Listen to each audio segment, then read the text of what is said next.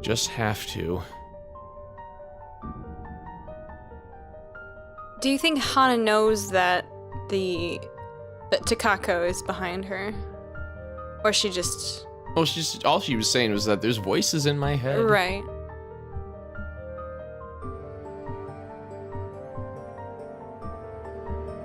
Well, I'm leaning towards the first one. Why? She has not made her demands yet, so we don't know what she wants. Well, right, but I'm also just thinking this with the, if this is a do we love Hannah moment, or do we not? Mm-hmm. And thinking of in that regard. Sure. And in that regard, I'd say we should pick the first one. I'm wondering if we keep quiet if Ash or Isabella would say anything. You know what I mean? I don't know. Or if they have any effect on this at all or not. I mean, I feel like this is us making a choice about if Hannah lives. Is how I'm choosing to interpret this, but I don't know if there's another way to interpret this. I'm leaning towards the second one, but I'm not sure I know how to explain my reasoning. Give it a try. Well, so we do not like Takako, correct? We don't like that she's been killing everybody we like. Yeah, exactly. And so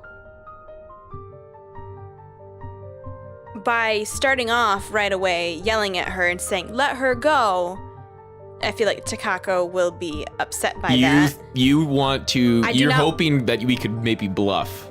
Perhaps, but I know he might, that's not how it's going to turn out. I just worry that by demanding her release, she's going to end up like pushing Hana down the stairs and she'll die. Right. Because that's something that that has been said so many times in this game, is like somebody falling down the stairs and killing themselves. Yeah. And we think that if we demand for her release, she'll like, throw her okay. down the stairs and she'll die. That's a very good point. And I think that is a very probable... Oh, gosh, actually, that's probably exactly what would happen, actually. I'm tempted to not say anything just to see what she says. Because even if we're quiet, she'll probably get upset and be like, "Come here, Prince." I don't know. I'm very confident the top one. I don't know. I'm just leaning towards the bottom. You think the top? Right.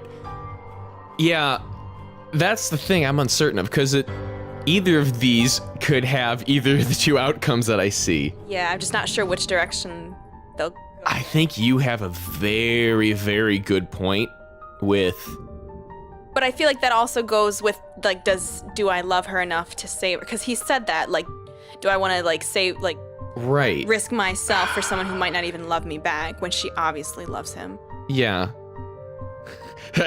No one can see this, but you just gave the best eye roll when you said that.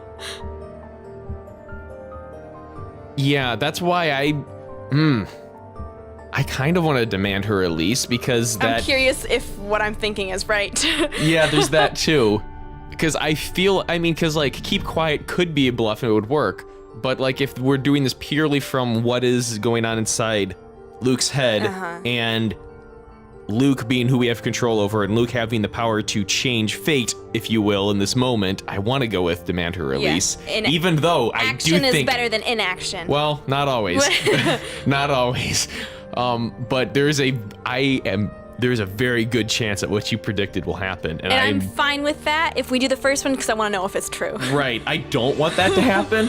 But it would be kind of great that if you predicted it correctly. Yeah. That'll be the silver lining I'll take from it if that's what happens.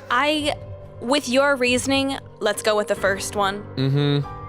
And then I'll be fine with knowing that I'm a genius. Mm-hmm. I mean, we've tried to be kind of like, oh, it's gonna be this and this, when it's always wrong. It's always been extremely straightforward. Like, do I go for the door or do I go upstairs? Let's go for the door, because that's the freaking way out of the library, and going upstairs when, oh, she was making noise and crawling down the ceiling. That's probably what you fucking heard. Yeah. Let's go with the top. And I'm trying to be clever, and so let's do the top. Nah. Okay. Demand Hannah's release. What am I doing? Why am I even hesitating? I wouldn't go so far as to claim that I'm any sort of decent human being. I realize now that I may not have been the best husband one could ask for, but she's still my wife. That's and right. even if she wasn't, she's still Hana. Yeah. Hana! No. Can I really live with myself if I just stood by idly while she was in danger? That doesn't change the fact that this is all fucking insane, of course. Having all these intruders is crazy. To think about going at this thing is crazy. I can hardly classify it as a person in my eyes. I mean, that's not new for him. He's been doing that with everyone who is a person. You third world. You racist remark. Perhaps a maggot that needs to be crushed under my shoe, just like the rest of the sorry lot, but a person? Hardly. But I cared none for any of it. They didn't matter. All that matters is that Hana is in danger. Hana. I know, I've said Hana too many times that it's screwed me up, and it's Hana. But cold pours over me, freezes me in place once more when I try to make demands. I have to take deep breaths, grip my teeth, and steel my fist to even find the courage to speak up. Let go of her! Don't hurt her! Whatever it is you want! Just don't you dare hurt her! And if my voice isn't as firm as I'd like, it doesn't matter. I will beg and plead if I have to. On my knees, bend my fucking proud neck, and maybe even break it, just to make sure she's safe. I don't know what I would do if anything happened to Hana. The cold stillness is gone from my body, and my very skin feels like it's on fire. And I have to shout, scream at her when Hana continues to cry out in pain. What do you want? Money? Is that it? I'll give you however much you want. This was another concern of Make mine. it stop. I wanted to stop. That by begging for her to be released, he'll like give himself up or something. Just stop whatever it is you're doing to her. Can't you see she's hurting? I cannot stand for this. Let go of her! Now! I say it with such ridiculous conviction, and of course she won't listen. Why would she? She has the upper hand. There's no reason for her to do as I ask. But her voice is but a whisper and deathly slow, and I'm hard-pressed to hear it for the pounding of my heart in my ears. She speaks, the woman from the gardens and the servant girl from the ballroom, from the hallucination, vision, memories, whatever they were. A hush settles over the room as we listen. She does not love you anymore. You are nothing to her. Ugh. And you wish to have her back. There are no second thoughts. Be that as it may, I still love her. And I will make you rue the day you were born if you don't let her go. Though her expression doesn't change, I have this most awful feeling that it wasn't the answer she was looking for. I can see how the fingers tighten around Hana's throat, hear the hitch in her breath, and I fear I've made the worst decision in speaking out. I didn't think she would listen, yet she does. A hand on Hana's back sends her falling down the stairs. I move to catch her, and that sends us both sprawling at the foot of the stairs. With my back to the ground and her on top of me, the pain doesn't even register in my head. All I can worry about is Hana, as I pull the both of us off the ground and away from the stairs, away from her. Are you alright, Hana? Are you hurt? They're alive! It takes much too long for my liking before she speaks. All she's able to do for a moment is whimper in pain, a hand to her throat. And when she does manage to speak, her voice is far too faint, along with the hold she has on my arm. It's terrifying to see her like this, and to think I nearly lost her for good. Luke, I'm so sorry. I don't know what happened. She just... It's fine. It's fine. You're fine. This isn't your fault. For a moment, we forget. But You deserve each other. hearing the voice triggers something in Hana, and she starts to tear up. Her face contorts into one pain and fear. But I grab her by the shoulders to keep her in place so that she can see me and only me, and so I can only see her too. Look at me, Hana. Look, I'm here. You're safe. I won't let her hurt you again. Do you understand? Just breathe. I don't know exactly what in bloody hell is going on, yet I can't find it in me to care. Whoever these people are and whatever they're here for, this is not acceptable. For all I know, this is some dumb charade to get to me. All the times I've seen the woman before, it could have been an act to get me, to get under my skin. And to think they dare hurt Hana? For all the fear that I had felt, seeing her touch Hana, I can only think of her as an actress in grotesque makeup. My hand still shakes, the fear not having quite gone, but anger fills me as I look at the woman, a sneer on my face. How dare you! I don't care who you are, but how dare you touch Hana! I want you out of my house, out before I call the police and have you put away for the rest of your miserable life!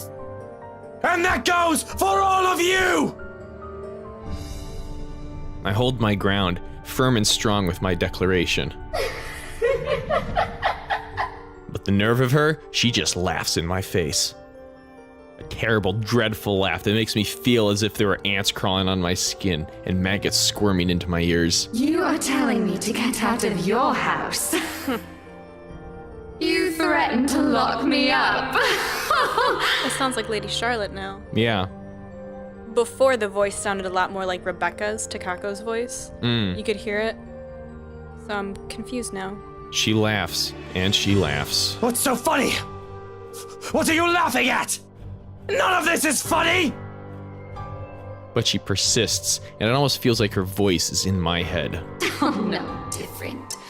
No different. You're all the same. You can all suffer together. And that is when everything turns to complete and utter shite.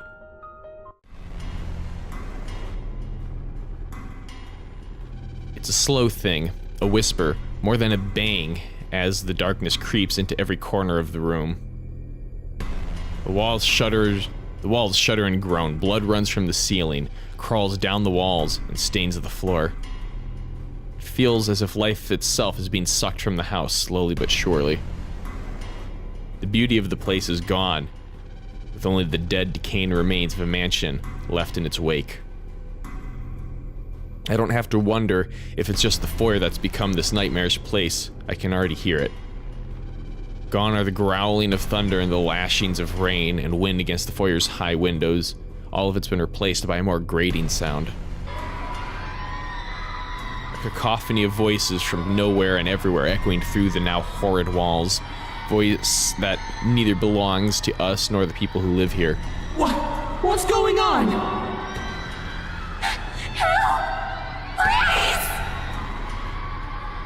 All throughout the house, shouts of alarm and surprise ring out. A mirror to the horror creeping up in each of us. Who wouldn't be shocked? This is insane. At the sight of it, Lily trembles, hugging herself closer, while Feather stands protectively in front of her. Though it doesn't necessarily mean he doesn't feel the same fear as the rest of us. Something I don't blame him for. There seems to be no end in sight to this insanity. If anything, this only feels like it's the beginning of the end. Help me! Oh my god! Please, somebody! Anybody! Who are you? Stay away! No. Stay away! Stay away! I'm not afraid of you, you spook! This is one Scotswoman. You aren't getting into an early grave without a fight! No! She's here! You've gotta let me out! She's gonna kill me! Someone! She's... Mother of God, pray for us sinners. Their screams fill the mansion. She laughs all the while, a harsh, agonizing sound that goes on for what feels like forever. until there's nothing but silence. Her horrid smile and pale hands reach out to me. Calling. Beckoning. Pleading. I'm terrified. I really am, like I should be, but I've never been one to truly stay afraid. I've long learned that fear will not get me anywhere. Cowering in a corner doesn't keep me safe, and it will not keep me alive. Not like rage does. I've learned to use this burning hate inside of me to survive. There's no difference now. Stay away from me! Why? Why do you wish to leave? This is where you belong, my lord. Remember the blood we share? This is your home. Don't you remember? You promised to return, to stay, together with me, with us, with people no different from you. What is she talking about, Luke? What does she mean? Don't listen to her, she lies. I promised no such thing to anyone. Hana, you're the one who bought this house. How should I know what she's babbling about? I never even wanted to be here in the first place. Terrible case of mistaken identity. That must be it. I'm quite sure of it. I don't know this woman, this monster. Why would I say that to someone like her? In my entire lifetime, I've only made and kept sincere promises to a mere two people, Hannah Evans and Eleanor Chandler. No one else. The rest of those who claim I've promised anything to them can go fuck themselves. Bloody hell. I may enjoy the company of women, but I am not an idiot who started spouting such nonsense to anyone. A line must be drawn, especially if I'm to keep myself alive. Yet she still goes on, insists, making me appear a liar in front of these people. Of course you still deny it. Have you truly forgotten? You haven't changed, I see. Still a deceiver. She's lying! You see, my love, nothing has changed. Still no difference, you and I. Just like the rest of us. Just like every single soul in this putrid wreck. We've waited for so long. You can hear them, yes. Their pleas, their calls, their invitation. Come, my lord. The house seeks its master. The monster reaches out again, her hands in agony. Aberrant sight along with that smile spread across her face. My body's already moving on instinct. Stumbling back one step at a time in a desperate bid to be away from her, anything to put distance between me and this vile creature. No matter what she says, I'm nothing like her. I need to get out of this house. Out of this country, preferably. There's nothing for me here, not anymore. Nothing to keep tied to this place.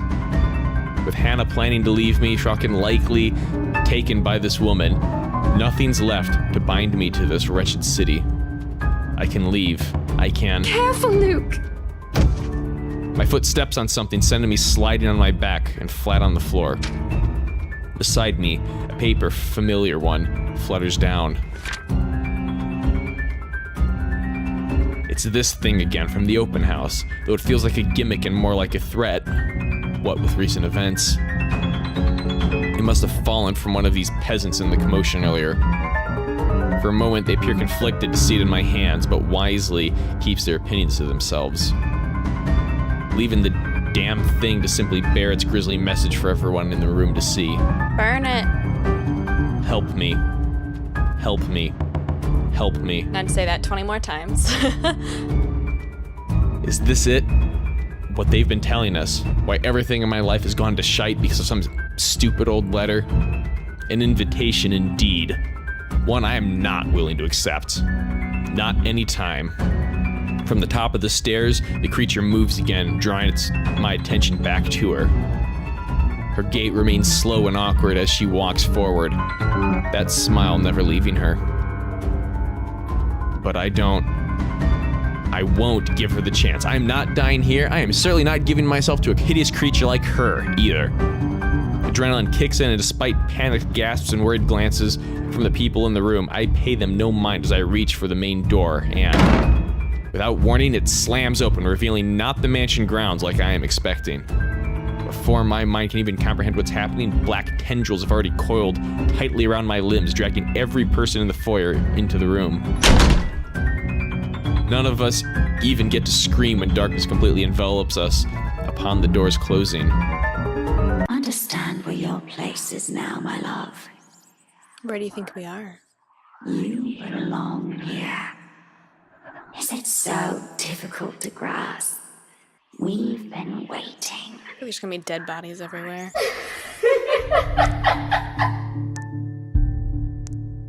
There's a moment of panic when the feeling of the tendrils around my limbs finally dissipates. Is that the mirror back on the wall or no? Yes, it is. As soon as my eyes adjust to the darkness of the room, I'm on my feet. I'm reaching for my knife and holding it out, watching, waiting for every movement. Using it as a way to put distance between me and these peasants. Who knows what they'll do now? We're all desperate to get out of this house. There's only 4 of us in this room. 2 of them, friends at that. I cannot trust these people not to turn on me. Bloody hell, even Hana's giving me the same look as them now. I cannot trust anyone. Not anymore. Not after this. Despite the pleading looks, Lily shoots my way while she huddles in the corner behind Feathers. But I have to remind myself that even people like her are capable of doing the unpleasant. She's only human after all. It's never an excuse why even Hana has her cunning manipulative moments, though she does it much subtler than I. Why else would Lily show this letter to us that day if not to save herself? I guess that backfired on her now that she and her friend are also stuck here. Still, I have every right to be livid. Everything I've built has fallen apart. All because these people came into our lives. You! All of you! This is all your fault! If I've died to this bloody curse, I'm taking you all down with me! Luke, please put that knife away. This isn't going to solve anything. Calm down, Wright. The situation's already bad. You're just making it worse. You shut your mouth! If it weren't for you, or this letter, for all of you, none of this would have happened! Is your life all that matters to you? What about these people here? Don't they have the same problem? What about me, Luke? Do you even care? Are you taking their side? You're also stuck in this nightmare, Hana! That creature is out to get us, and you're still defending these people! I'm not defending anyone, Luke. I'm just trying to be reasonable when you're clearly not. Oh, of course you're not. You're just the one who bought this bloody mansion to begin with. If I didn't know any better, you did this on purpose. Why, no. Why would I ever do that? This was only meant to be an anniversary gift. It's a For weird you, answer. for us, for the family we're going to have. Well, that's a way to break it. Hey, we're in this hell dimension. I'm pregnant. Right, anniversary gift. Oh, here's your gift, darling. Oh, by the way, there's a curse included in that package. I hope that's all right. Are you really that eager to get rid of me, Hana? Because if that's what you've been meaning to do all this time, you might as well just put a knife in my back while I'm... Suddenly, Hana steps up and slaps the knife away from my hand. Said knife slides uselessly under the table out of my reach. Before my mind registers what's happening, a sharp blow explodes in the side of my head, sending me reeling backwards.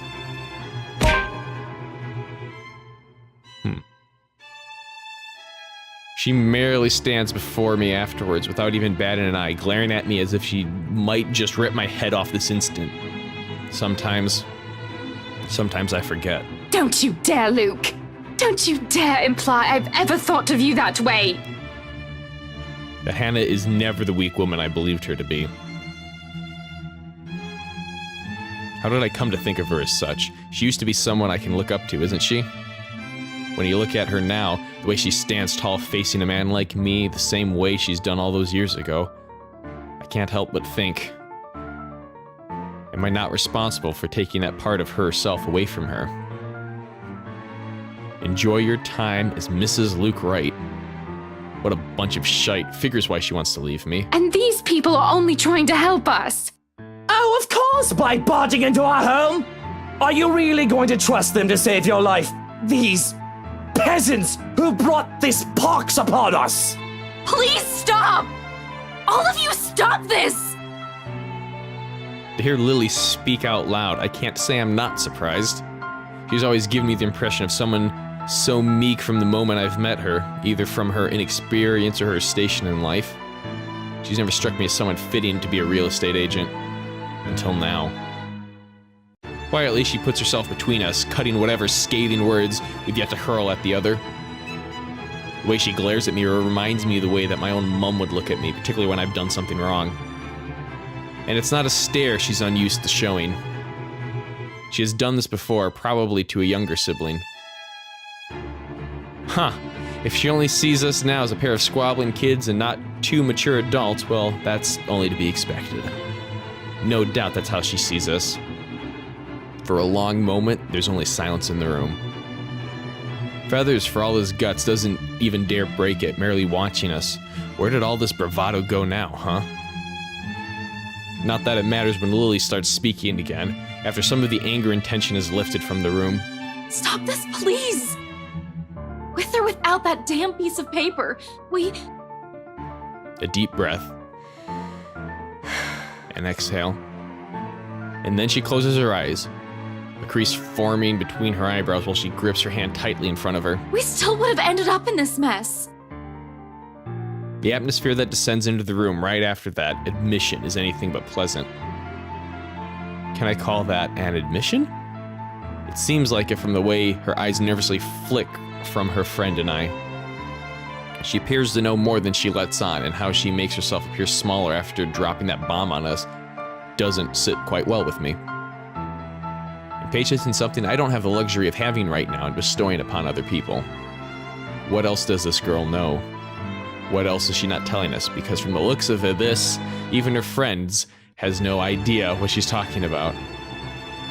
Unwilling to wait, I grab her arm before she retreats without explanation, waving the letter still in my hand in front of her. Ow! Sir, you're hurting me! Hey, hands off her, right? Fuck off, Feathers. I have questions for your friend, and she better have the answers. Then stop taking it out on every single person. Your friend is hiding something! She struggles for a moment, but my hold eventually forces her to look up at me. Fear and uncertainty spread across her features, especially when her eyes land on the damned paper. As much as I want to be considerate right now, I want answers. What do you mean, Lily? I'm not sure about it. Don't give me that, you know something! Ow! Please, sir! I know the paper's useless, okay?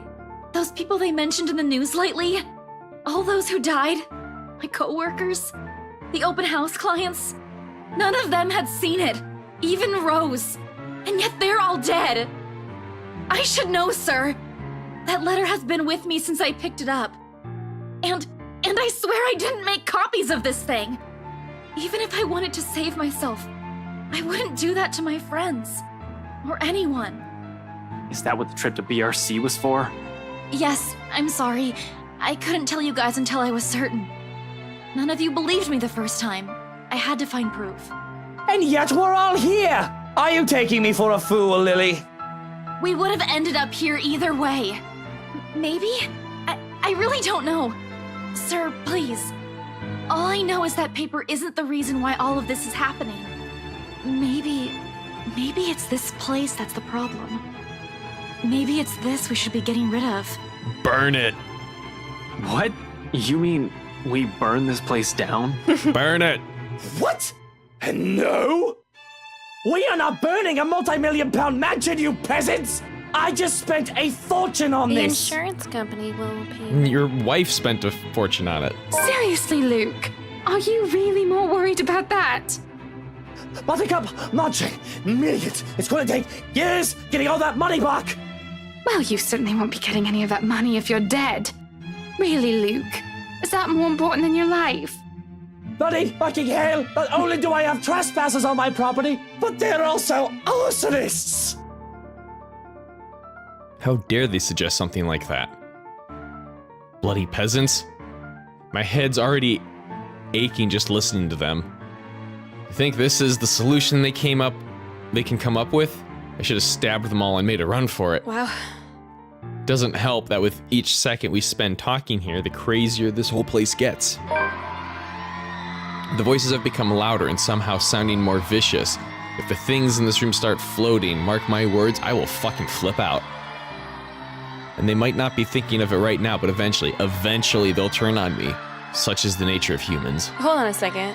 When he just said that, wasn't there a time that they were in this study and something was like levitating? No? I don't know. No? Nope. Huh. Maybe I'm just The thinking. only thing I remember in the the study was, Hana saw the ghost girl in the mirror. Yeah, the awful picture. Yeah, better find a way out of this place as soon as possible if I want to stay alive. Fuck, I still have so much to do. Or only... Saying that. Huh? He keeps saying that. What? That there's so much to do. So I guess he wants to do more in life? I don't know. Our only choice doesn't seem sound, but who knows? We don't understand shite about this place. Might as well try everything, yeah? Whatever works. If I also have to be the one to make that bloody decision, so be it. Less room for errors, with the only sane one doing the thinking. On the off chance I'm wrong, well, they suggested it. Am I going to regret this? I will. Oh, I am going to regret this, I will. But with these cries growing louder, this has become the easiest decision I have ever made. I'm getting tired of hearing sobbing, really. This is just irritating. Isn't she getting tired of it? Besides, someone has to act fast. Think fast. What else is the root cause of our problems but this place where the letter was found? No need to make things more complicated. It started here. Why won't it end here? If what Lily has said is true, then there's all the more reason to destroy it. Put an end to this madness before someone thinks of putting this blasted place up on the market. When I get out of this place, I swear I'm suing a bunch of people. Run that estate company to the ground if need be. We spent millions, damn it. Millions. Yet, with a sigh and perhaps a heavy heart, I open one of the drawers in my study table. Taking a bottle of liquor out for myself and passing it on to every occupant in the room. They accept it, but not without a look of protest or a confused glance my way. It does shut them all up, so maybe I've done something good. Look, this isn't the time! Even more when I pop the cork out of the bottle and pour its contents on the floor. Well, what are you simpletons waiting for? We waste no time dousing the whole room, the smell of alcohol filling the air. If I didn't know any better, I'd say they're more than eager to get this whole place on fire. Yeah. And the blaze catches easily in this room when I set it alight using the blasted papers kindling. The whole place drenched with wine and all manner of things alcoholic I've been hiding from Hannah, the small fire soon turns into an inferno. In a matter of seconds, we're out the door. It doesn't exactly lead where I'm hoping it will. But they're gonna go down to the wine cellar. And the dungeons down there, maybe. Yeah. Although ending up in the kitchen does give me a reason to play like a bunch of pyromaniacs. Fishing the liquor stocks from the cupboards, we also do the same thing we've done to the study. Oh, okay. Door after door in every room we pass. Pouring bottle after bottle of expensive aged liquor, settling everything on fire, only leaving once the blaze has started in earnest. When we run out of liquor, we simply drop the bottle and take one from many nooks I've stashed one. Oh, wow. And there's no lack of it in here. The hard stuff. The shorts, the watered down kind. Gifts from distant relatives, friends, so-called friends, you name it. I've made sure there's always one within reach. How many Jesus of these Christ. things do you keep in this house? I always have a few bottles in the bedroom, the parlor, and the dining room. You have problems, man. Now's not the time. Well, isn't this the time to discuss them? Turns out it'll be useful now. Not to drown my sorrows, but for this, wonders of wonders, I suppose I can now say it has also saved my life. Alcoholism, kids. There's also, but there's no time for some introspection now, because with each room we pass and burn, the place also becomes easier to navigate. As if it's slowly righting itself. Righting to what it's supposed to be. Soon we find ourselves standing before the main door. The strong odor of burning wood cloth and varnish alike wafts from under the doors of the rooms we've previously torched, slowly filling the hall with a thick black smoke. The blaze has also started in earnest in every part of the house. I can already feel the heat seeping from the rooms I've set aflame. In a matter of minutes, flames will engulf the whole house. Fittingly, that is when she appears again before us, watching us from atop the stairs while her world goes up in flames around her. However, what catches my eyes is that expression on her face. Not the vile smile I've already grown accustomed to, or the one where her eyes gleam with complete hatred. This one? Forlorn is the only word I can think to describe it. No, please. Help me. Help me, please. Can the dead still feel? Can she hear us? Or is that merely another one of her tricks to trap us in this nightmare? Like this, however, she seems almost like the woman she used to be. And I don't waste any time pondering over it. Not with the exit just a few steps away. The door is finally open, and through it, I can glimpse the outside world. Safety. However, I do turn, if only to see the last of her. A farewell more than anything. For all her attempts to lure me, draw me in, her wishes to be with me, she does not stop me when I finally run from this horrid place. Quietly, she disappears. Light it up. Watching a multi-million-pound house burn before me. For some reason, nothing about this bothers me. Maybe it's that one last look on her face that has changed it. Maybe it's what I've seen and heard inside. There's only a calm, a stillness. The same hush that comes after a terrible storm has swept the countryside. And with it is the sight of the sun rising above the horizon. Ever so slowly, the sky begins to lighten before my eyes. Darkness giving way to the warm morning hues, soft rays spilling over the vast expanse of Luxburn's countryside. Nearby, the trees sway and rustle with the breeze, a passing draft that carries even into this room from outside. Cold enough to make me shiver. The remains of a storm that has passed. In the distance, I can hear the soft chirping of birds while the rest of the world stirs, wakes. Dawn at last. We are free.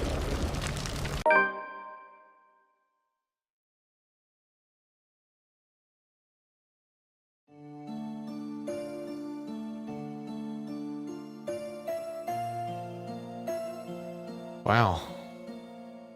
Like the flames that engulfed the mansion that night, whispers quickly spread across Luxburn City after the incident.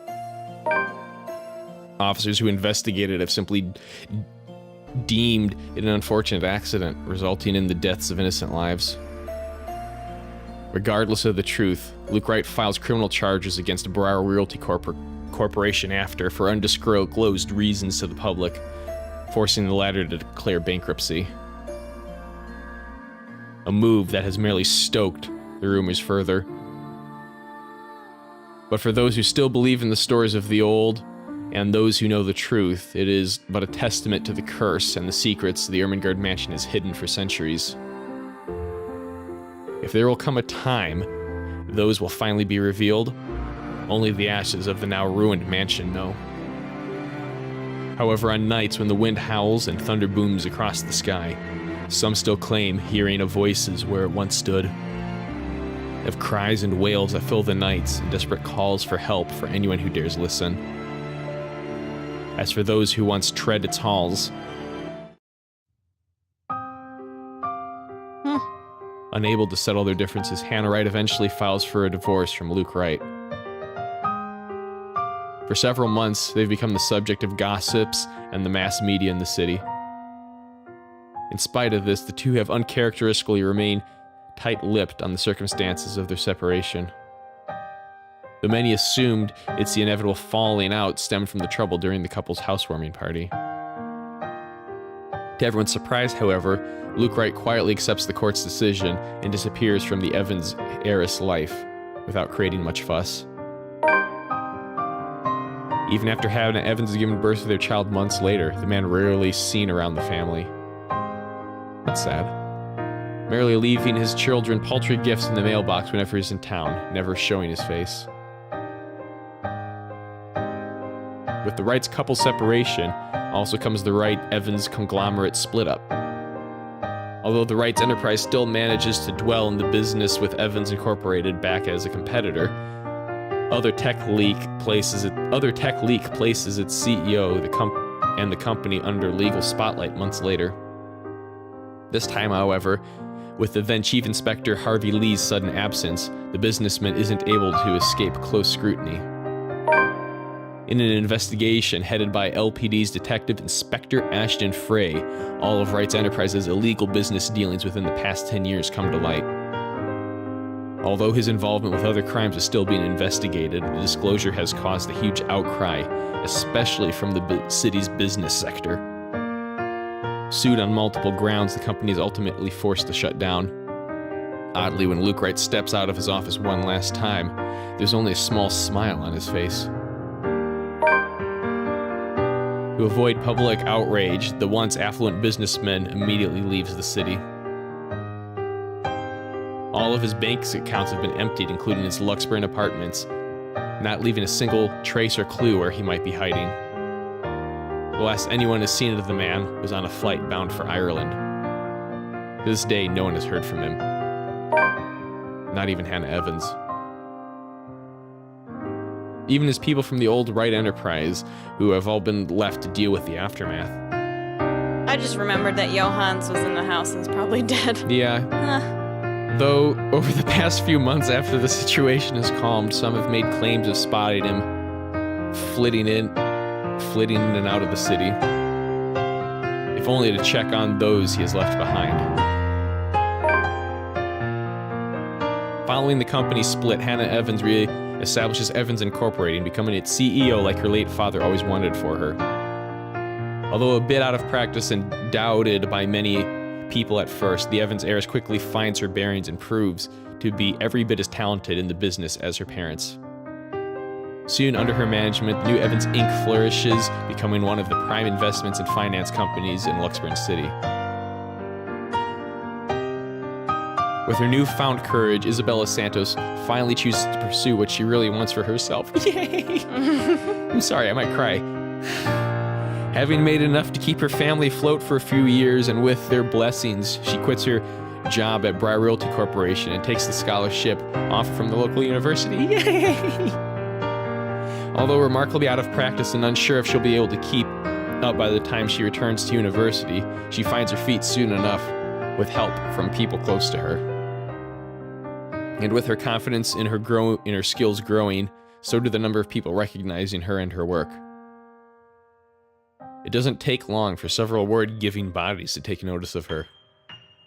For all her accomplishments, however, she's never truly forgotten what happened at the Ermengarde Mansion, nor what she has lost. The images still remain in her, and on particularly unpleasant nights, terrors continue to visit her dreams. She knows those won't ever disappear from her life. It has become a part of her in the same way death is permanently taken from her. However, she's no longer afraid. And with a brave face she carries on, earnestly wishing that someday she'll be able to paint brighter, more vivid thoughts on her canvas. An honest portrayal of life and hope amidst the fear. Following his success in bringing the Luxburn firm case to a close, Ashton Frey receives a recommendation for transfer to Luxburn's lead agency against organized crimes. An endorsement eagerly backed by the newly appointed successor to the late Chief Inspector Lee, Abigail Harris. It just said that the chief disappeared. Right, or ran. but now he's dead apparently. Okay. Or did they just... I guess unless there's another meeting to late.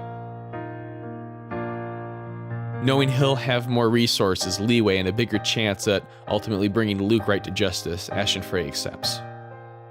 He still warns the people close to him against Wright and his associates, but only a friendly reminder now, more than anything. Though he does worry, he believes they are wise enough to know what they're doing and trusts their judgment. For now, he has decided to leave the evidence and the law to speak for itself and take care of the man once the proper time comes. Nowadays, police work and operations keep him busy, sometimes taking him away from the city he grew up in for days on end. A rare thing for him to enjoy once upon a time, yet this time, he never loses his drive. Simply growing more determined after having finally found a clear purpose close to the rush and excitement he dreamed of as a child. Although Ashton still keeps mum about specific details of his work, his experience with the curse has slowly taught him how to open up, especially to those he knows that genuinely care for him. He still has a long way to go, he knows that, but for the sake of the people who are still with him, those who have chosen to stay, as well as what he lost, he hopes that there will come a day when he no longer has to hide behind his own lies. A day when he is no longer afraid of facing the truth in his own words. Between the lingering trauma and their messy attempts at normalcy, it takes a few months for the awkwardness to finally lift for both Ashton Frey and Isabella Santos. Of several weeks trying to find their voice and remembering how to act around each other, despite enduring affections. But once the unease fades, there's only their usual banter and rapport to fall back on, the casual talk and the friendly jibes. And for the both of them, it's easy, like breathing, like coming home after another journey, a comfort in spite of the things that they've gone through. Their days may be filled with petty arguments and light teasing, but in the aftermath, when all has been said and done, something constant has already been forged between them. A quiet, steadfast thing they can both hold on to as they both carry on.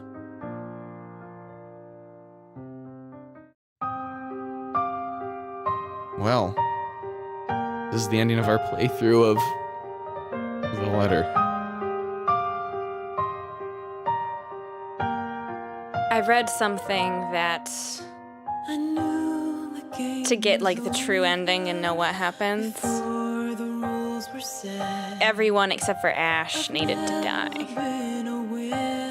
So if we just killed Hannah. Well, we still had other people that needed to die. But it would be interesting. I don't want to go through a whole thing of this again, obviously, especially not on camera, but I think it might be interesting to read some stuff, and I can go through a few playthroughs, and maybe, you know, several months away we could revisit just like the ending section of what a true ending might look like. And there's because that one didn't really answer anything, unfortunate. Yeah. And there's Marianne singing, who's dead. No, what I had read is that you need to have unlocked those images for everyone having died. Not everyone needs to die on your true ending playthrough, but you need to have had done a playthrough where everyone has died in the past. Like if you play the game multiple times. If I played the game again and like different people died, like, and then now I've collected everyone having died, then I can do a playthrough where I think only certain people then need to die to get the right conditions, and not everyone. Gotcha. I could be wrong, but that's what I understood. Yeah, because I noticed when he was seeing the images flash, there's only ones we'd already seen. Yep, they're only ones that we saw.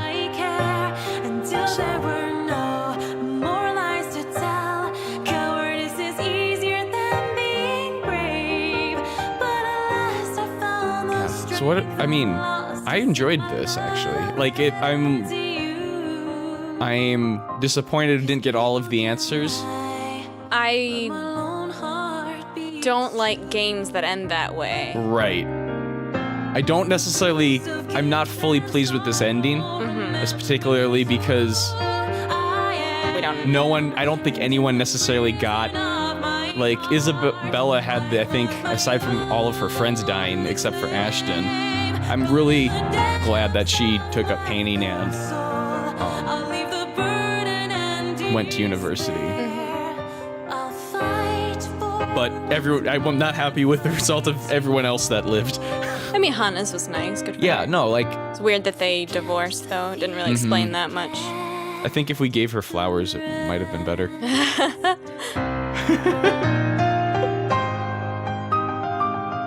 And good music.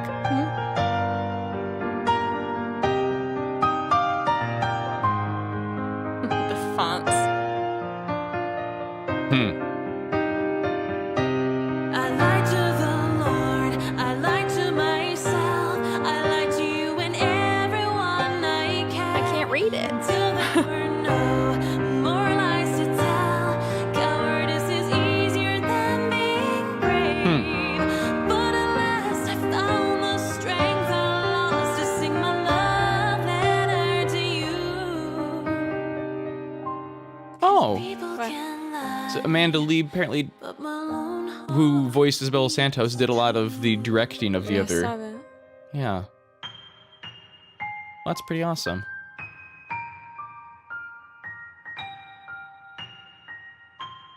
And thank you everyone for watching. I hope you enjoyed this. This has been The Letter with Chris and the Imouto.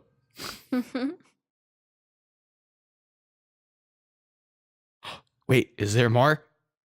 Teal? Where are you, Teal?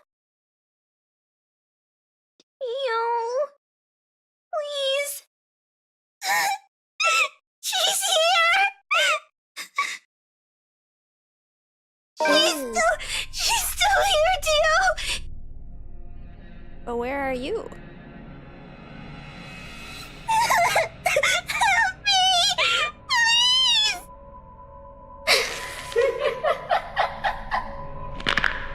Well, fuck.